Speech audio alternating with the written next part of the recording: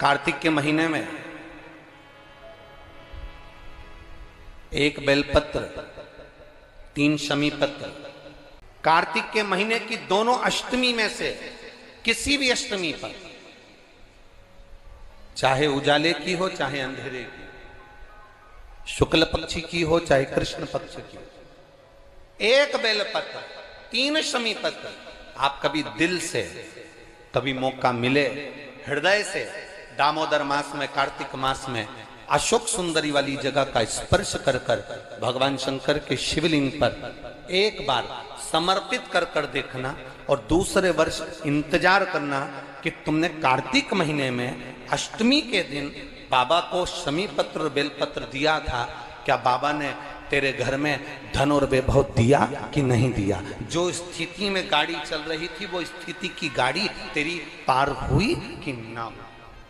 कार्तिक महीने में, दामोदर मास में आप एक बेलपत्र, 3 शमी पत्र अष्टमी के दिन, चाहे शुक्ल पक्ष की हो चाहे कृष्ण पक्ष की हो, दोनों अष्टमी में से किसी भी अष्टमी को जब आप समर्पित करें तो चंपेश्वर महादेव का नाम लेकर, कौन से महादेव?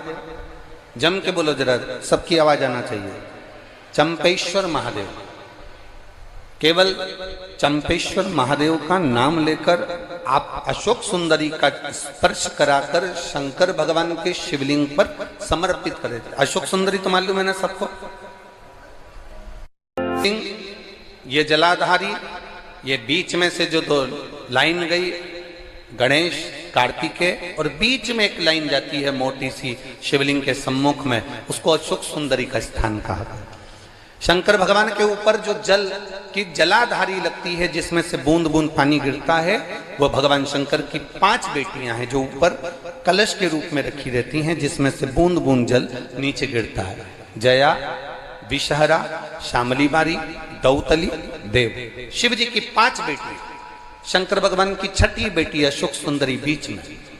जब आप बेलपत्र 1, शमी पत्र 3, चंपेश्वर महादेव का नाम लेकर अशोक सुंदरी का स्पर्श कराकर भगवान शंकर को जब आप समर्पित करेंगे इस कार्तिक महीने में, दामोदर मास में, अष्टमी तिथि के दिन, चाहे वो शुक्ल पक्ष की हो चाहे वो कृष्ण पक्ष की हो, अष्टमी तिथि को अगर समर्पित करते हैं तो आप वर्ष भर में इंतजार कर कर जरूर बताना कि तुम साल भर पहले जितना कमाते थे, वर्ष भर पहले तुम जो व्यापार व्यवसाय कर रहे थे, साल भर से जो नौकरी के लिए प्रयास कर रहे थे, उसमें सफलता आपको अगले वर्ष की दामोदर मास आने से पहले मिली कि नहीं मिली, वो स्मरण आपके भीतर होना।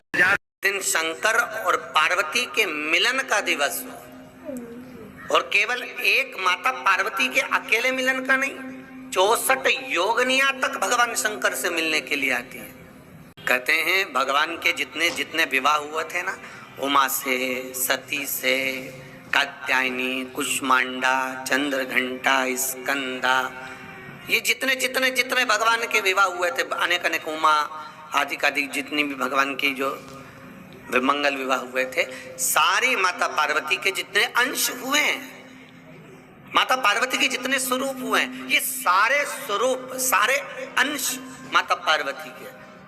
ये सोमवार की अष्टमी के दिन भगवान शंकर के मंदिर में आकर शिव जी के सम्मुख में बैठकर उस जलाधारी के नजदीक में, जहां शंकर जी का शिवलिंग होता है, उस जलाधारी के पास में उस दिन केवल पार्वती जी का हस्त कमल नहीं होता, स्वयं माँ जगत जननी अपने 51 रूप में 64 योगनियां और शक्तियां सारी की सारी आकर उस जलाधारी के पास में विराजमान हो जाती हैं, और शंकर जी पे जो जल चढ़ता है वो देवियां ग्रहण कर कर शिव को अपना आनंद सुख प्रदान करती हैं। इसलिए कहते सोमवार की अष्टमी का महत्व बड़ा है, बहुत प्रबल।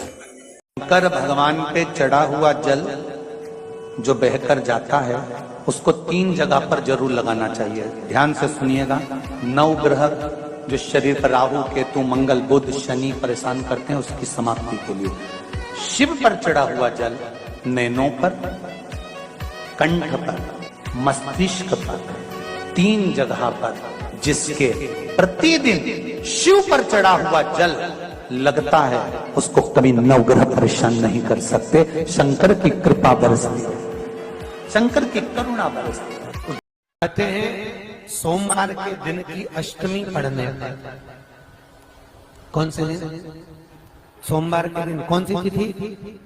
जम के बोलो, अष्टमी।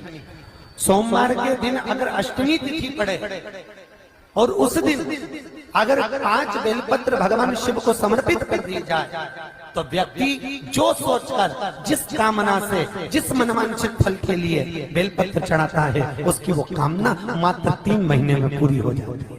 मात्र 3 महीने।